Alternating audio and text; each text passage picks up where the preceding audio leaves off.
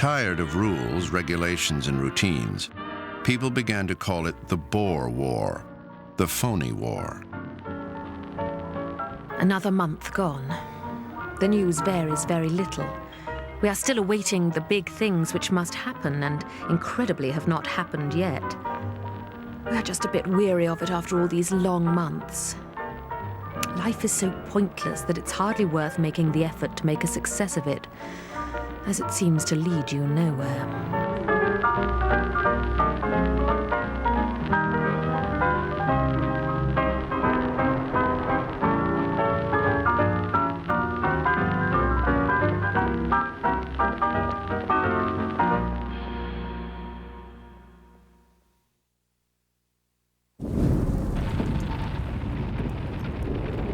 Then, on May 10, 1940, German troops stormed into France, Belgium, the Netherlands, and Luxembourg. Denmark and Norway had already fallen. British troops in France were retreating. Sergeant Paxton fought with the Durham Light Infantry. 7 a.m. Germans came from nowhere. Proper surprised us. Got down to it in the open and fought for all we knew.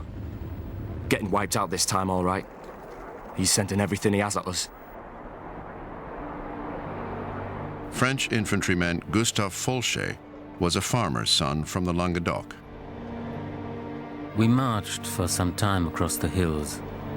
We see vehicles from time to time, supply wagons, artillery trucks that have been bombed.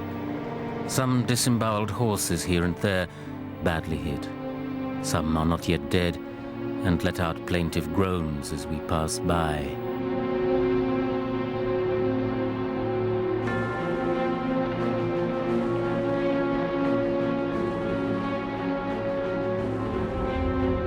The Blitzkrieg consumed Europe.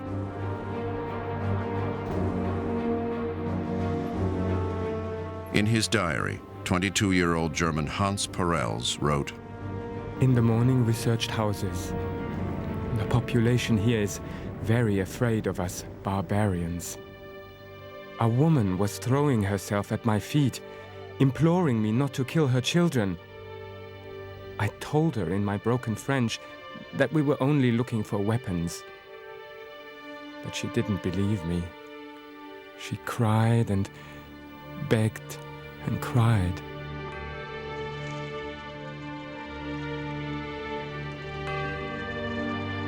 As he retreated, Gustave Folchet witnessed the fall of France. The civilians put together their meager belongings. It is sad, and it tears me apart. Poor people, to abandon their houses, their cattle and poultry, and everything which seemed to be prospering, and gave them their pleasure in life. The children look wide-eyed, not yet understanding everything that is happening. The day draws to an end, and all the time the refugees pass by in every type of transport.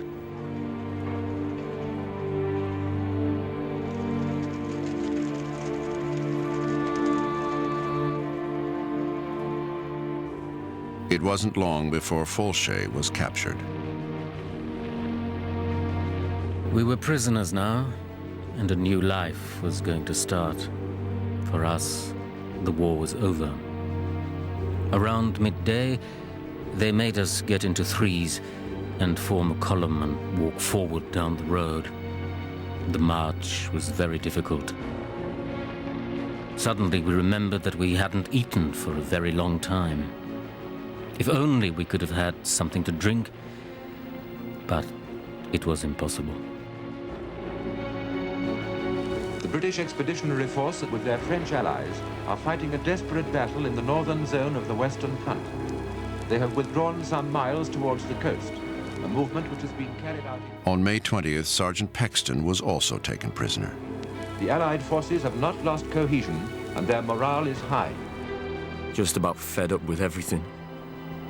Wouldn't take much for me to make a break for it. Be a quick way out anyway, so long as he shot straight away. Suppose I mustn't think that way and just carry on. It can't last forever.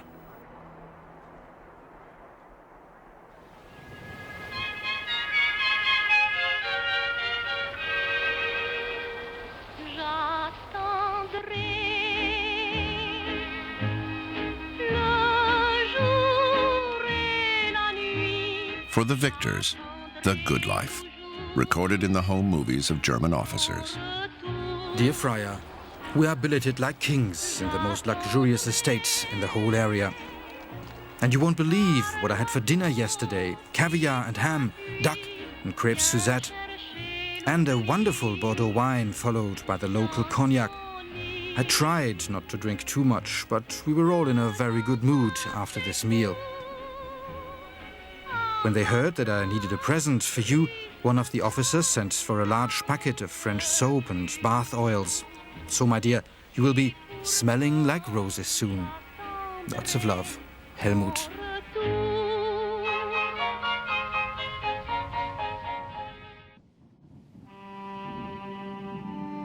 By the end of May 1940, the Allies in France were beaten. 300,000 exhausted soldiers had crowded onto the beach at Dunkirk. Among them was Captain Bell MacDonald. We sat on the beach. Organization there appeared to be none. My nerves were in pieces. We were constantly bombed. The harbour caught it, smoke and flame shot heavenwards. The smoke hanging in a huge black pall over the town. Oh, the terror of those hours on the beach, lying flat on the sand, listening to the shriek of bombers and crack of explosives. I shall never forget those 15 minutes while we loaded. It was an eternity. But at last, we drew away. The lines were cut, the ladders left, so with a huge bow wave we swept onwards to Dover.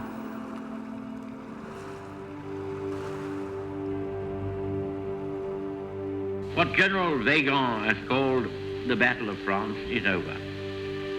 The Battle of Britain is about to begin. Upon this battle depends the survival of Christian civilization. Upon it depends... As Britain stood alone, Nellie Carver and Joan Wildish recorded the mood.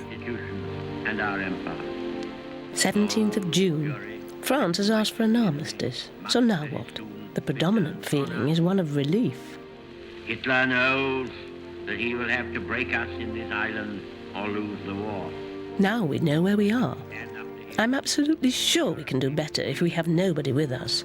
They've let us down time and time again. Now we can really get on with the job. Suppose we should be besieged on our little island. I feel quite light-hearted after so much worry. Let us therefore brace ourselves to our duty. Now we have to put Mr. Churchill's great speech into action. Now the wolf really is at England's door, and it's showing its nasty swastikas. But if the British Empire and its Commonwealth last for 1,000 years, men will still say, this was their finest hour. Cometh the hour, cometh Churchill.